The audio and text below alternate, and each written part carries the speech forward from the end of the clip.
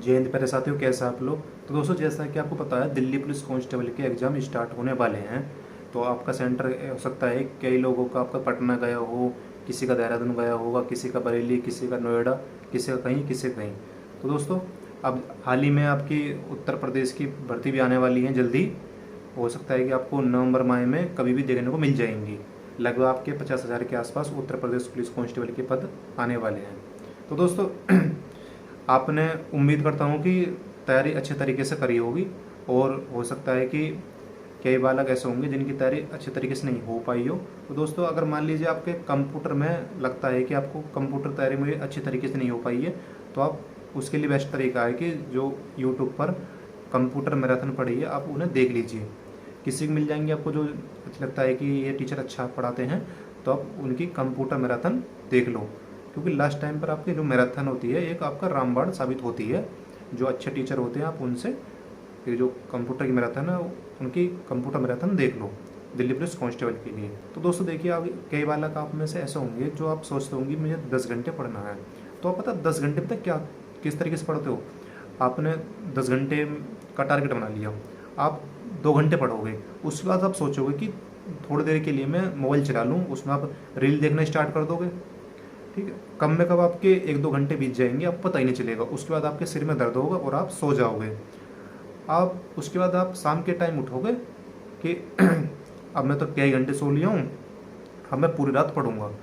अब बज गए आपके शाम के 5-6 बज जाएंगे, तो आप सोचोगे थोड़ा घूम ले दोस्तों के साथ घूमेंगे। उसके बाद सोचोगे आप खाने का, उसके बाद सोचोगे आप कि खाना खाने का टाइम हो चुका है, उसके बाद आप खाना खाओगे। इस प्रकार से आपके बच जाएंगे 9-10। अब आप सोचोगे थोड़ा पढ़ लें। ठीक है, अब आप 1-2 घंटे पढ़ोगे, उसके बाद आप सोचोगे थोड़ा अब हम सो जाएं, सुबह के टाइम जल्दी उठकर पढ़ेंगे। तो दोस्तों, ये सारी चीज़ें चलती रहेंगी।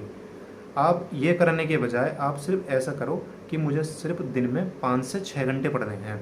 पर पढ़ना ऐसा है कि यदि मुझे कोई बुलाए या कोई ऐसा काम आ जाए, तो जिससे कि मैं अपना काम करके आराम से जा सकूं। ऐसा नहीं है कि कोई बुला रहा है तो आप पढ़ाई छोड़कर चले जाओ। पहले अपना टारगेट पूरा करो। 5 से 6 घंटे जो आपको नियम है कि मुझे 5 से 6 घंटे पढ़ने हैं दिन में, आप 5 से 6 घंटे पूरे दिन में पढ़ो। अब जैसे कि आप हर दिन पढ़ोगे 6 घंटे, तो आप 6 दिन उन्हें पढ़ो और 7वें दिन उसका रिवाइज करो। क्योंकि आज के समय पर रिवाइज करने बहुत ज़रूरी है। अब मान लीजिए आप पढ़े जा रहे हो, आप उसका रिवीजन नहीं कर रहे हो। क्योंकि आज यदि आप पढ़ते जाओगे लगातार, आप सोचोगे मुझे कोर्स जल्दी ख़त्म करना है, तो दोस्तों कोर्स ख़त्म करने के साथ साथ आपको रिवीजन भी करना है। आप ये कहते हो ना कि मैं तो जी बहुत याद करता हूँ, मुझे याद ही नहीं रहता। तो दोस्त, सबसे बड़ी कमी यही होती है कि हम उसके बार बार रिवीजन नहीं करते हैं। यदि आप समय से लगातार बार बार रिवीजन करोगे ना, तो वो चीज़ें आपके दिमाग में छप जाती है। और जब क्वेश्चन पेपर में आता है, तो आपके जो क्वेश्चन गलत होने की संभावना बहुत कम रहती है। आप हमेशा उसे ठीक करके आओगे यदि आप बार बार रिवीजन करोगे किसी भी चीज़ का। ठीक है, तो दोस्तों जैसे कि मैं बता रहा हूँ कि आपके पास जो समय होता है तैयारी करने के लिए, वो लिमिटेड समय होता है। अब मान लीजिए आप 18 साल के हो और आप सोच रहे हो कि अभी मैं 2-3 साल थोड़ा मौज मस्ती कर लूँ, उसके बाद पढ़ाई स्टार्ट करूँगा। और कुछ लोग ऐसे होंगे जो 18 साल की उम्र से ही स्टार्ट कर देंगे कि मुझे 2-3 साल के अंदर नौकरी लेनी है। अब जब जो 18 साल में यह सोच रहा है कि मुझे 2-3 साल बाद स्टार्ट करना है, जब उसकी उम्र हो जाएगी 22 साल, 18 से 4 साल बाद 22 साल हो जाएगी। और उसके बाद एक लड़का है जो 18 साल की उम्र में सोच रहा है कि मुझे 21-22 साल की उम्र तक नौकरी ले लेनी है। अब जब वो जो सोच रहा है शुरू से कि मुझे नौकरी ले लेनी है, मेरा सपना है वर्दी पाने का, तो जो 22 साल उम्र हो जाएगी बाकी, वो तो अपनी वर्दी ले लेगा, उसकी नौकरी लग जाएगी। और जो दूसरा यह सोच रहा है कि मैं 3-4 साल बाद स्टार्ट करूँगा, तो उसके पास कुछ नहीं होगा। वो जब स्टार्ट करेगा और उससे नौकरी मिल चुकी है, तो दोस्तों आपको यह चीज़ करनी है कि मुझे 20-21 साल की उम्र तक मुझे नौकरी मिल जाए, कि आगे की जो लाइफ है मेरी अच्छी तरीके से कट जाए। तो दोस्तों, मैं आपको यह इसलिए बता रहा हूँ कि मैंने अभी पैट का एग्ज़ाम दिया था, पैट 2023 का। जब मैं गया, तो मैंने देखा कि एक महिला थी, उसकी उम्र लगभग 30 साल से लेकर 35 साल के बीच में उनकी उम्र थी।